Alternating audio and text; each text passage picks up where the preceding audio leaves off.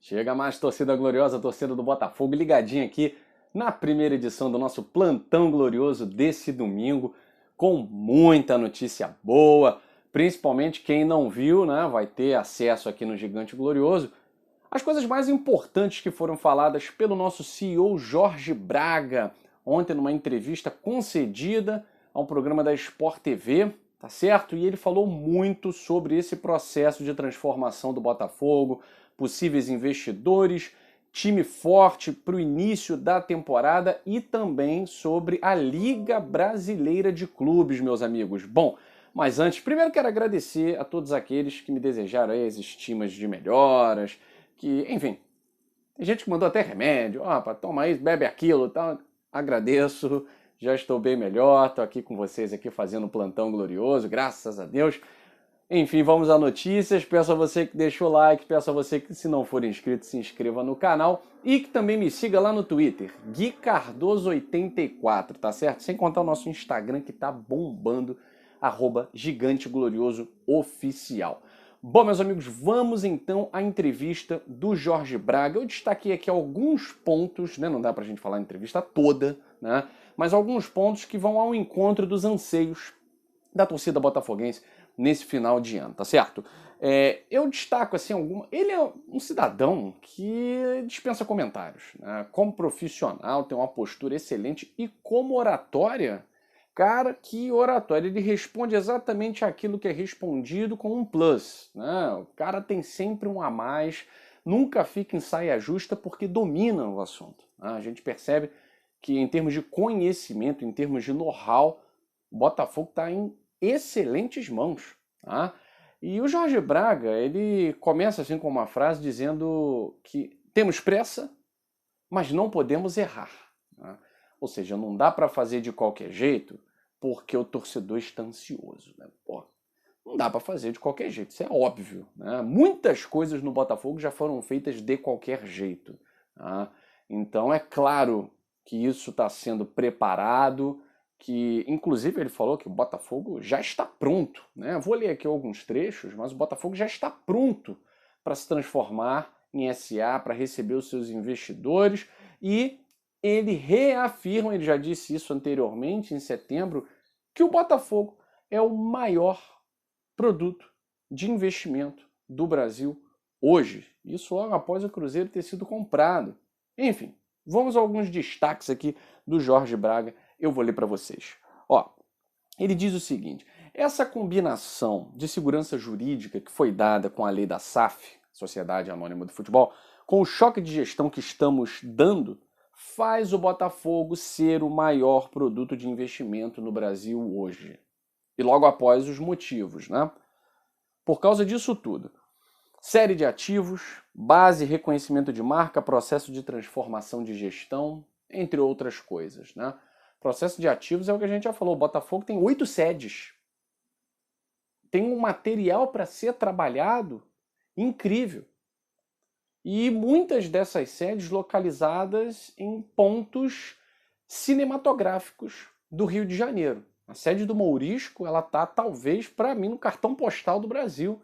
Eu sei que o Brasil é riquíssimo, é lindo, é maravilhoso. Mas quando a gente fala em cartão postal, né, a gente pensa naquela imagem, né, mais reconhecida mundialmente. E tá ali, né? O Mourisco tá ali na praia de Botafogo.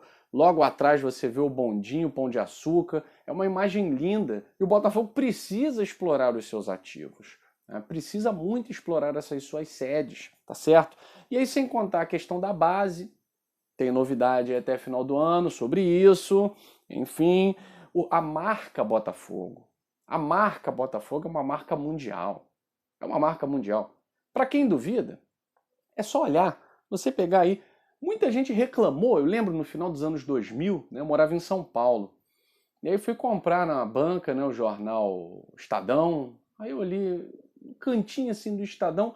E no Jornal dos Esportes também tinha, aquele jornal rosa antigo, né, vendia lá em São Paulo também, nas melhores bancas, né? Botafogo e Santos entre os maiores do século. Aí, pô, comprei, né? Comprei, falei, vou comprar Estadão hoje não, vou comprar o Jornal dos Esportes, né? Era adolescente. E aí tava lá, o Botafogo como um dos 12 maiores clubes do século XX. Estávamos no ano 2000, né, na virada do século XX para o século XXI. E aí muita gente se doeu. Né? Os torcedores lá em São Paulo, né, os torcedores do São Paulo, do Corinthians, do Palmeiras. Mas por que que o Botafogo está aí? A marca Botafogo, a própria marca já diz por si o que significa o Botafogo. A camisa, essa camisa não, que é uma camisa comemorativa, foi usada em um jogo só, tal, comemorativa em alusão ao Rio de Janeiro, né? Mas a camisa preta e branca, ela por si só resume a história do futebol brasileiro no mundo. E não é só porque o Botafogo conquistou 3 mundialitos, porque o Botafogo tem o maior time de todos os tempos, que é o time da segunda geração dos anos 60. O Botafogo, ele exporta futebol, ele faz o Brasil ser o maior no mundo no futebol. Pentacampeão. Deve-se a Botafogo e Santos, muito mais ao Botafogo.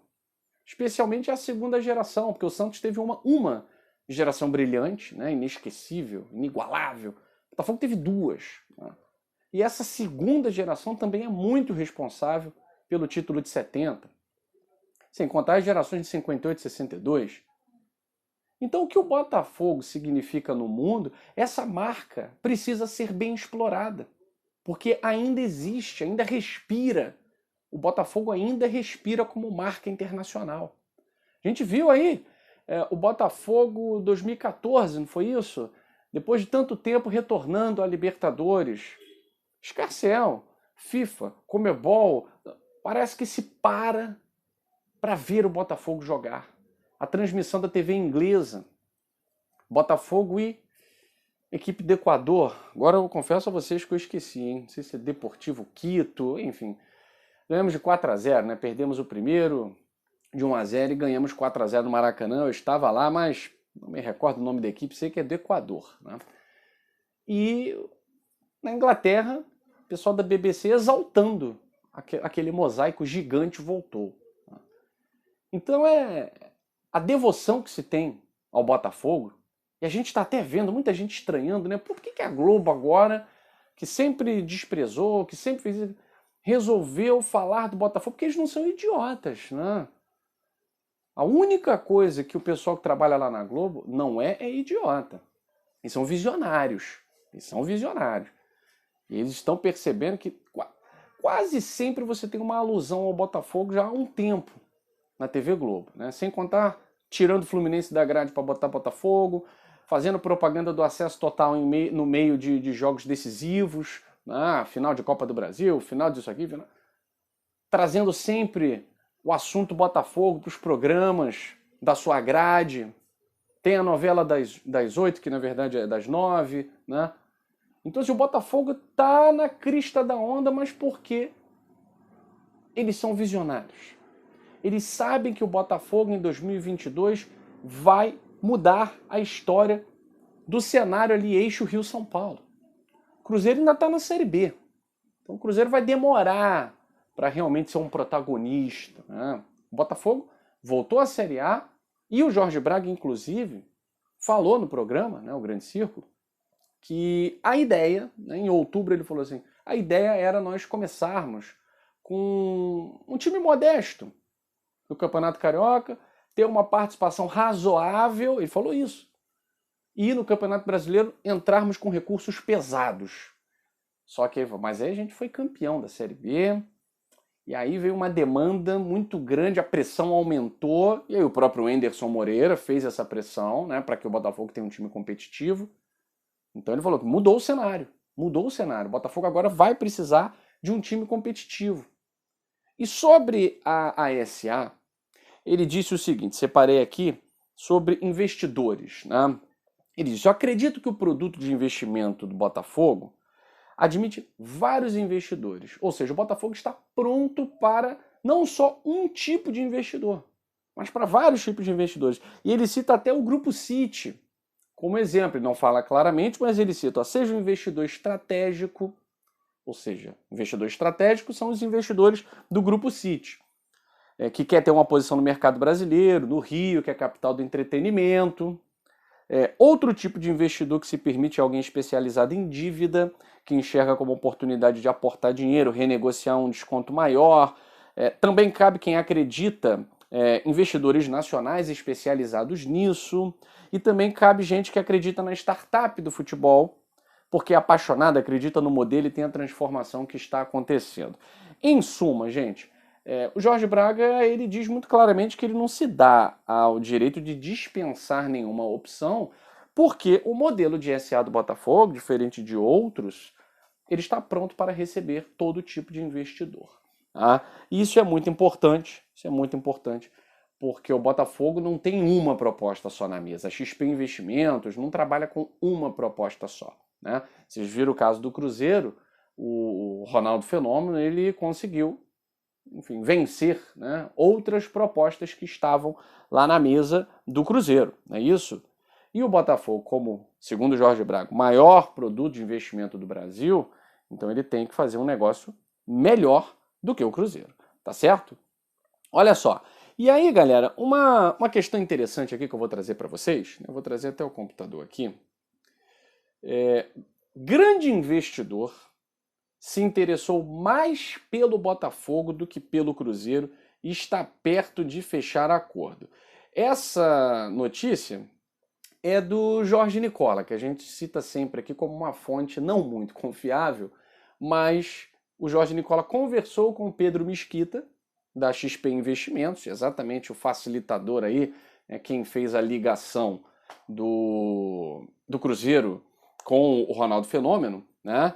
E veja só o que disse o Pedro Mesquita para o Jorge Nicola lá no seu blog, tá certo? Ele conversou com o Pedro Mesquita e ele disse o seguinte: de acordo com o Jorge Nicola, esse investidor está próximo de ser anunciado como parceiro do Botafogo. E que investidor é esse, né? Um investidor bastante conhecido, aspas, porque essa fala é do Pedro Mesquita, economista da XP Investimentos. Um investidor bastante conhecido analisou os projetos de Cruzeiro antes de ser adquirido pelo Ronaldo, é claro, e do Botafogo. E se interessou mais pelo Glorioso por conta do perfil do clube e pelo fato de estar no Rio de Janeiro. Olha só, hein, meus amigos. Então, novidades estão por vir. Então, não é um aventureiro, é um investidor conhecido, tá certo? E novidades estão por vir. A gente tem que ter mais paciência um pouquinho, né? Por que eu falo mais paciência um pouquinho? Porque a gente teve paciência 25 anos, 26 agora, né? O Botafogo não conquista um campeonato relevante nacionalmente falando, né?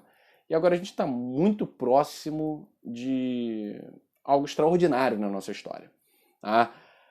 Bom, para fechar a entrevista do Jorge Braga, ele fala sobre a Liga Brasileira, tá? Ele afirma que não dá para os clubes do Brasil ficarem de costas para o mundo. A Europa, pelo menos os grandes centros europeus, já têm as suas ligas.